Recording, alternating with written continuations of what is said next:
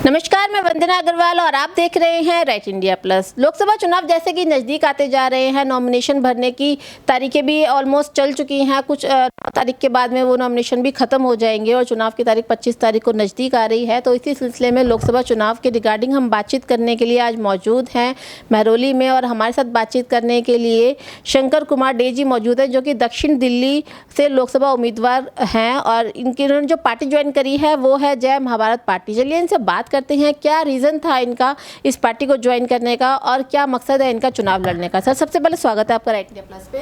नमस्कार सर, राजनीति में आने से पहले आप क्या करते थे और सामाजिक कार्य करते थे या कोई बिजनेस वगैरह करते थे? बाय प्रोफेशन में एक यूनिवर्सिटी का लाइब्रेरियन था।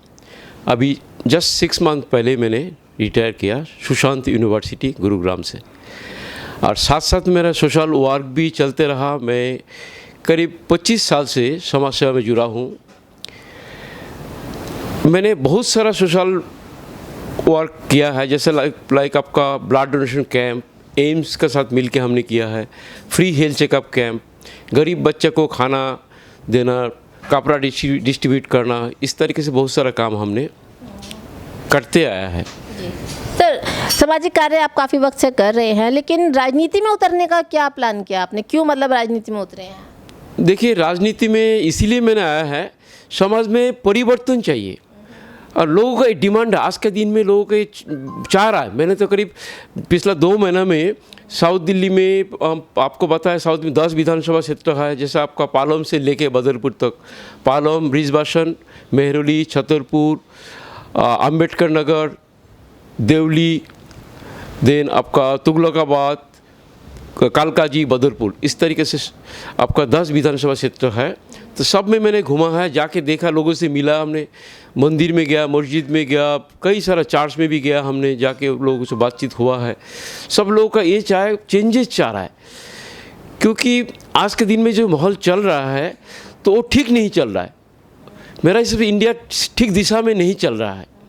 तो इसीलिए मैंने सोचा समाज के सुधार के लिए कुछ हम लोग, अगर मैं एक शिक्षित आदमी हूँ, यूनिवर्सिटी का एक प्रोफेसर रैंक में था, लाइब्रेरियन था, तो हम अगर नहीं आए तो कौन लोग आएंगे इसमें? सर, जैसा कि आपने अभी अपना इंट्रोडक्शन दिया कि आप यूनिवर्सिटी में प्रोफेसर भी थे और लाइब्रेरियन भी थे, काफ़ी अच्छा गैदरिंग लोगों की आपके साथ में है, तो आप निर्दलीय चुनाव लड़ने का फैसला क्यों नहीं किया? देखिए, मैंने निर्दलीय के लिए ही पहले बनाया था, तो उसी के तहत मैंने तैयारी भी कर लिया। लेकिन बीच में जय महाभारत पार्टी का जो फाउंडर है भगवान विष्णु देवा जी, तो उन्होंने मेरे को साइड में जब हम नॉमिनेशन भरा तो उन्होंने देख के मेरे को कॉल किया। कॉल करने के बाद मैंने उनसे मिलने के बाद मुझे अच्छा लगा, उनका जो आचार व्यवहार, जो उनका आइडियोलॉजी है, वो मुझे अच्छा लगा, जिसी वजह से मैंने तो इसमें लड़ने के लिए विचार बनाया और मैंने नॉमिनेशन भी भरा जय महाभारत पार्टी की तरफ से। जी, तो सर सिर्फ उनका आइडिया अच्छा लगा इसी वजह से ही आपने उनके साथ ज्वाइन किया या कुछ और रीज़न था? देखिए, रीज़न तो साथ साथ बहुत सारा रीज़न भी था, क्योंकि हम, आपको पता है, दिल्ली में करीब 20 लाख बेंगोलीस है, जिसमें पिछला 20-25 साल में आपको पता हो कोई बेंगोलीस को नॉमिनेट नहीं किया गया। ना आपका एमपी के लिए लड़ा गया, ना कोई एमएलए, ना कोई काउंसिलर के लिए भी उनको स्थान नहीं दिया गया।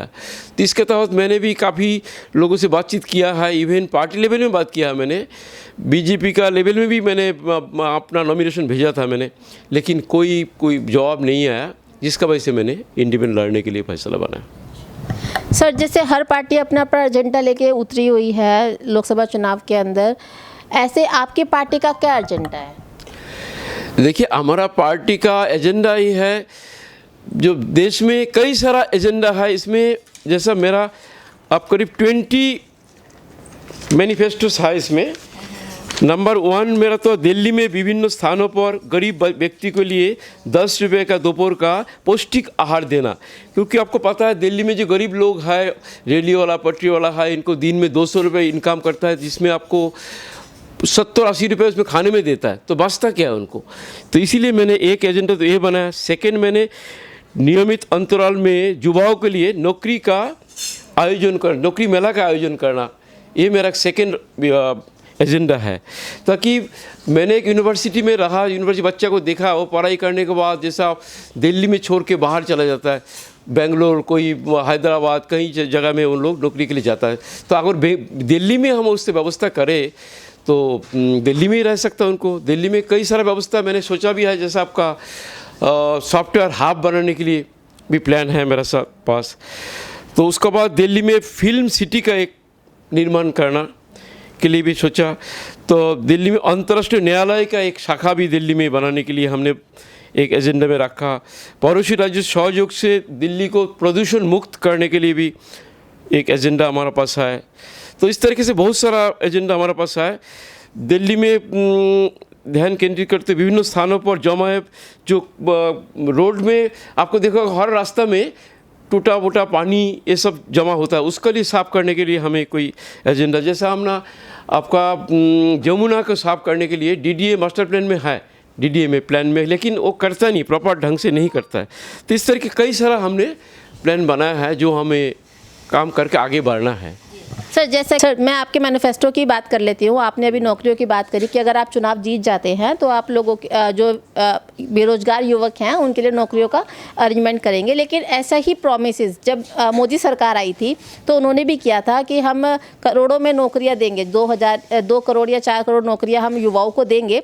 लेकिन जब वो चुनाव जीत गए और लोगों ने कहा कि हमें नौकरियाँ चाहिए, तो उन्होंने कहा वो तो चुनावी जुमला था, अगर आपके पास नौकरियाँ नहीं है तो आप पकौड़े तल लीजिए। तो ऐसे ही आप जब चुनाव जीत जाएंगे तो लोग आप पे फेथ क्यों करें कि आप नौकरियां देंगे? आप भी बाद में कह देंगे चुनावी जुमला था, उन्होंने पकौड़े तलने का ऑप्शन दिया, आप कुछ और ऑप्शन दे देंगे। नहीं, देखिए मोदी सरकार ने जो वो वादा किया था वो एक्चुअली उन्होंने ग्रास रूट में उसका कोशिश नहीं किया। जो एक नौकरी के लिए जो आपको एक हब बनाना है, फैक्ट्रीज बनाना, कई सारा चीज़ आपको, जैसे आप सॉफ्टवेयर हब के लिए मैंने बोला है, तो इस तरीके जब तक नहीं बनाएंगे तब तो कैसे करेंगे? तो इसीलिए उनका जो है ना फ्रूटफुल नहीं हुआ। लेकिन मेरा केस में क्या, मैंने उसका जो ग्रास रूट में उसका जो भी प्रयास करना वो हम करेंगे, करके हम दे सकता हूँ। सर, आपने एक सिनेमा हॉल बनाने की बात की है, शायद फिल्म सिटी बनाने की बात करी है, तो उसके लिए भी जगह चाहिएगी फिल्म सिटी के लिए, ठीक है। अब जैसे केजरीवाल सरकार आई थी तो उन्होंने कहा था हम 20 कॉलेजेस बना के हम दिल्ली के अंदर लोगों को देंगे। जब उनसे कॉलेजेस की बात की गई जीतने के बाद तो उन्होंने कहा कि हमें सरकार जो है वो ज़मीन नहीं दे रही है। तो आपके पास भी ऐसा ही कोई एक्सक्यूज़ होगा? देखिए प्रॉब्लम तो आएगा, क्योंकि जो ज़मीन जो है डीडीए के अंडर में है, तो उससे हम उसको लेना है, हमें उसके लिए ये प्रस्ताव पास करके तो उसको कराना है। तो मैं सोचता हूँ मैं अगर आऊँगा तो 100% मैं कर पाऊँगा, ये मेरा विश्वास है। आपने सर कहा कि आप टूटी फूटी रोड सही करवा देंगे, तो जो रोड का काम है वो एलजी के हाथ में होगा, एंड में जाके फाइल एलजी के पास से जाएगी। जैसे केजरीवाल सरकार एक्सक्यूज़ दे देती है, जी एलजी हमें काम नहीं करने देता, हमारे पास एलजी बिठा रखा है, 100% हमें राज्य सरकार का दर्जा तो हम काम करेंगे, ऐसा ही कोई एक्सक्यूज़ आपके पास भी हो जाएगा? देखिए एक्सक्यूज़ नहीं, प्रॉब्लम तो इस काम में तो प्रॉब्लम आएगा, क्योंकि दिल्ली का जो ये है तो कुछ पार्ट दिल्ली गवर्नमेंट का पास है, कुछ आपका सेंट्रल गवर्नमेंट, जैसे आपका पुलिस का मान लीजिए, पुलिस सेंट्रल गवर्नमेंट का पास में है। तो ये सब चीज़ ना हमें उसको चेंजेस लाना पड़ेगा, क्योंकि पुलिस फोर्स अगर मान लीजिए सेंट्रल गवर्नमेंट के पास है तो मेरा पास भी आएगा, तो मैं तो दे नहीं पाऊँगा फिर उसमें, ये तो होगा ही होगा। लेकिन उसमें आपको चेंजेस लाना पड़ेगा ताकि कुछ हिस्सा पार्शियली दिल्ली गवर्नमेंट के पास आए। सर, और हमारे श्रोताओं के लिए कुछ कहना चाहेंगे? देखिए श्रोता के लिए यही मैं कहना चाहता हूँ, आप लोग एक अच्छा कैंडिडेट को चुने ताकि बेहतर दिल्ली, बेहतर इंडिया के लिए आप कर पाए कुछ।